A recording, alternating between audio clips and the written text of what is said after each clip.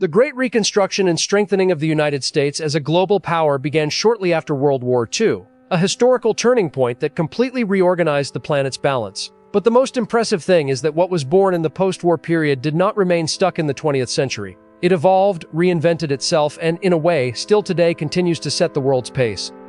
Moving to the present, the United States is not just a military or economic power. It functions as a global gravitational center, where technology, culture, finance, and innovation intersect at a speed that few countries can keep up with. When you look at the modern world, social networks, artificial intelligence, streaming, the globalized financial market, private space exploration, there is a strong chance that, somewhere in the chain, there is direct or indirect American influence. In the economic field, the strength of the U.S. lies not only in the size of its GDP, but in its ability to shape global trends. Wall Street remains the beating heart of the world's financial markets, where decisions made in seconds can affect stock exchanges in Asia, Europe, and Latin America. The dollar remains the main global reserve currency, which means that much of international trade still depends on American economic stability. This creates a kind of silent, almost invisible power, but one that is extremely deep, the ability to influence economies without needing a physical presence. But perhaps the most fascinating aspect of contemporary America lies in technology. Silicon Valley is not just a region in California, it represents a mindset. Companies like Apple, Google, Microsoft, Amazon, and Meta are not just corporate giants. They define how billions of people communicate, work, consume information, and even perceive the world. Artificial intelligence, for example, which is now at the center of global discussions, has much of its early development and modern expansion linked to American research centers and companies. In the space sector, the United States is also experiencing a new chapter of prominence.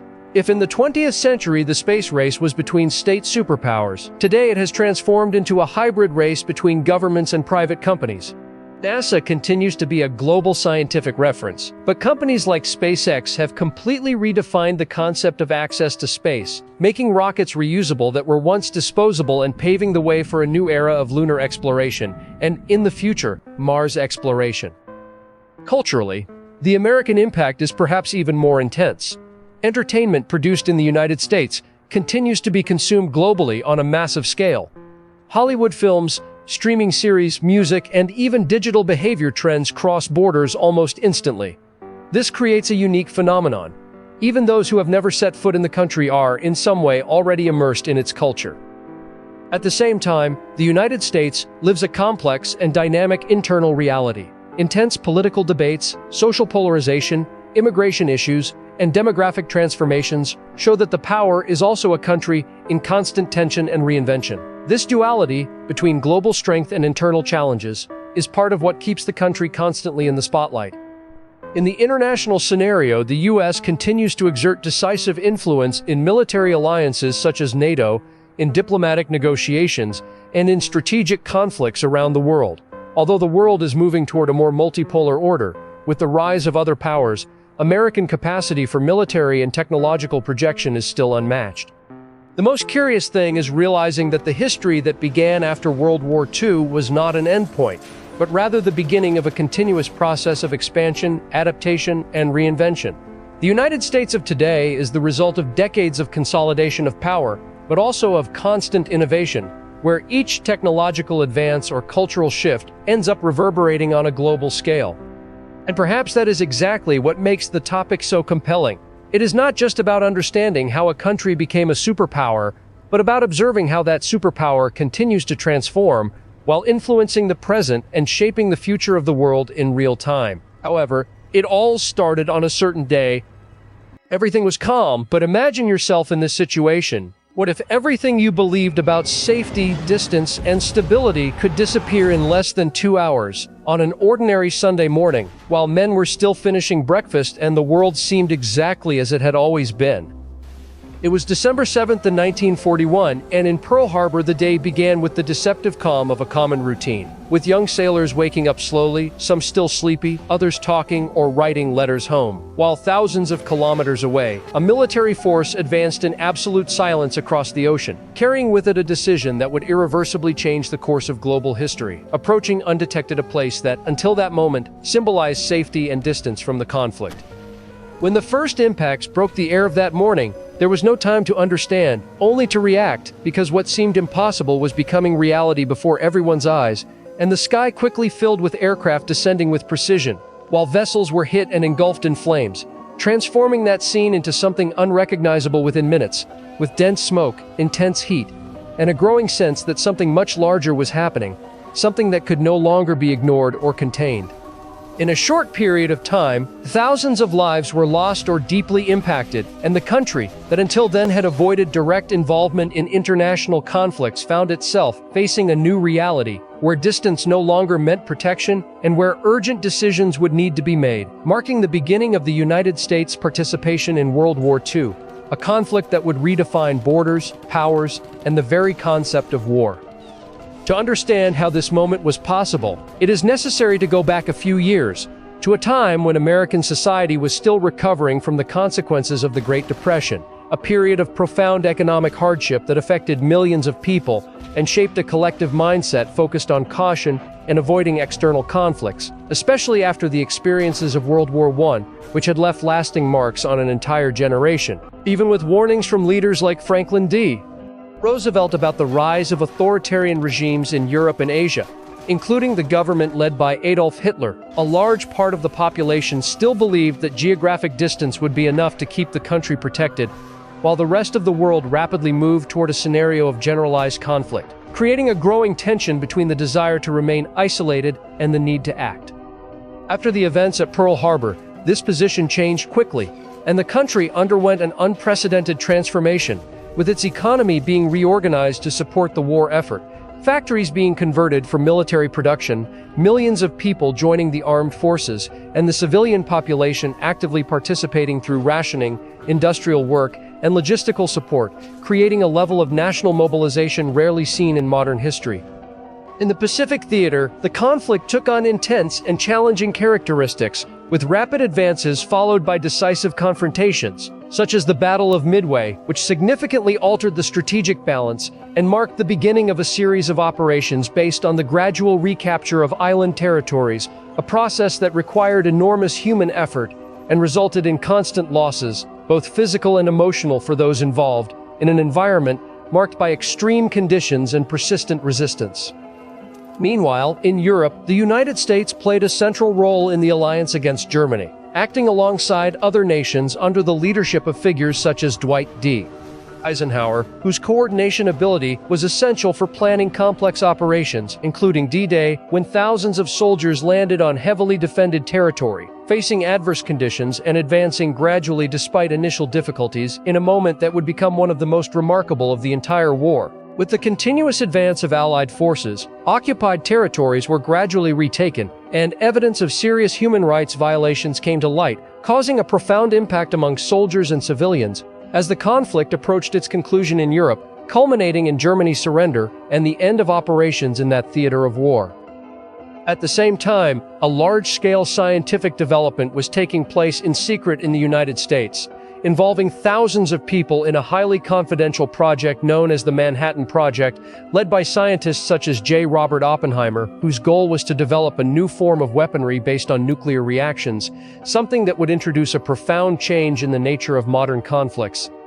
The use of these new weapons in the cities of Hiroshima and Nagasaki resulted in large-scale destruction and long-lasting consequences for the local population, leading to complex debates about strategic decisions and their human impacts, while also accelerating the end of the conflict in the Pacific, with Japan announcing its surrender shortly afterward.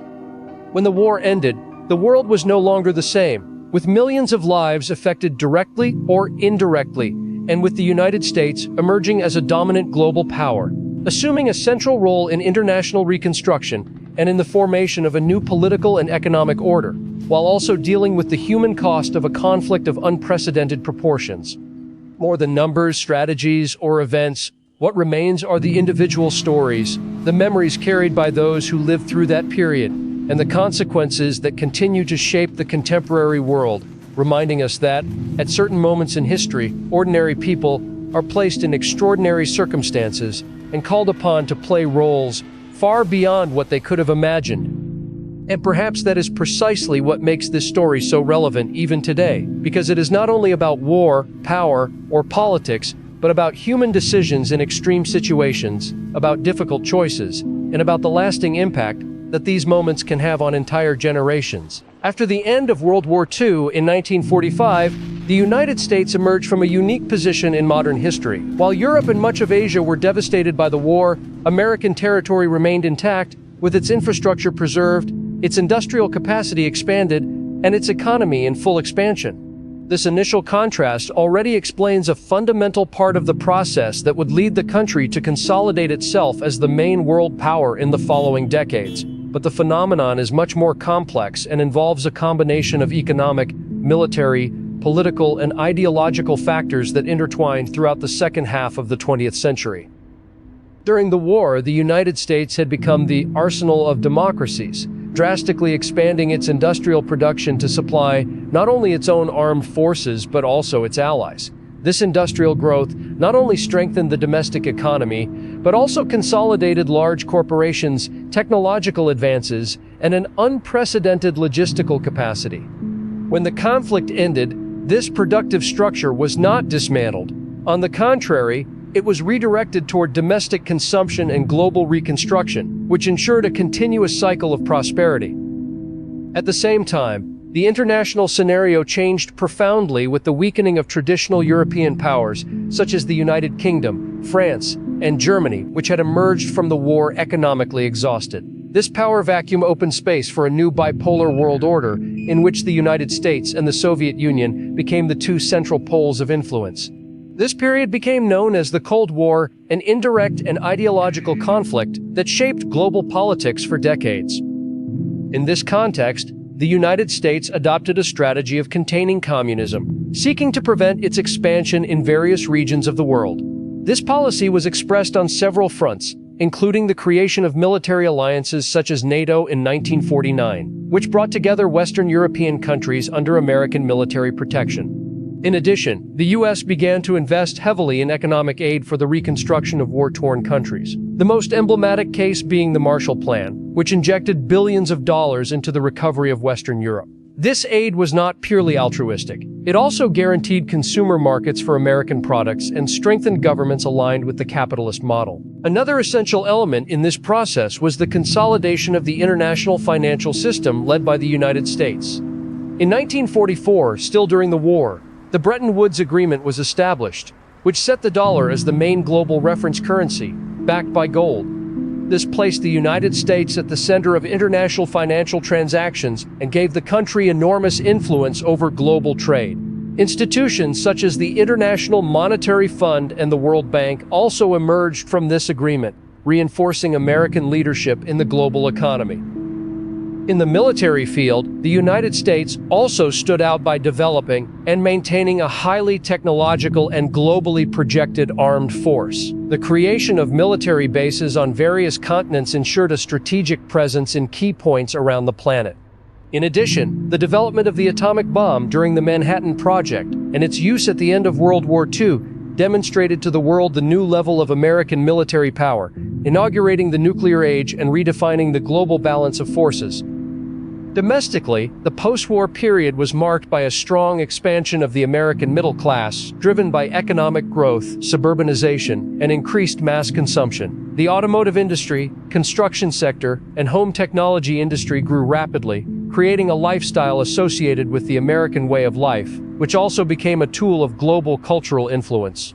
Hollywood, popular music, and later television helped spread American values and consumption patterns throughout the world, strengthening the so-called soft power of the United States. In the following decades, especially during the Cold War, the United States also invested heavily in science and technology, often motivated by competition with the Soviet Union. The space race is a clear example of this, culminating in the arrival of man on the moon in 1969 with the Apollo 11 mission, a milestone that symbolized not only scientific progress but also a symbolic victory in the global ideological dispute. Over time, internal and external crises emerged, such as the Vietnam War, the oil crisis of the 1970s, and internal social tensions related to civil rights. However, even with these challenges, the economic and military structure of the United States remained dominant. The country continued to lead technological innovation, especially in the computing sector and later the internet, further consolidating its position in the global economy. With the collapse of the Soviet Union in 1991, the United States became the world's sole superpower in a unipolar world. Its influence expanded even further, both through military interventions and economic globalization, leading international institutions and defining global trade rules. Thus, the process that led the United States to become a world power after World War II was not the result of a single factor, but rather a combination of structural advantages, strategic political decisions, economic dominance, and military and cultural projection capacity. This set of elements consolidated the country as the main center of power in the contemporary world during much of the 20th century and the beginning of the 21st century. And you, did you know all this? I'm eager to hear your story. Subscribe and leave a like, and if you have video suggestions, tell me here in the comments.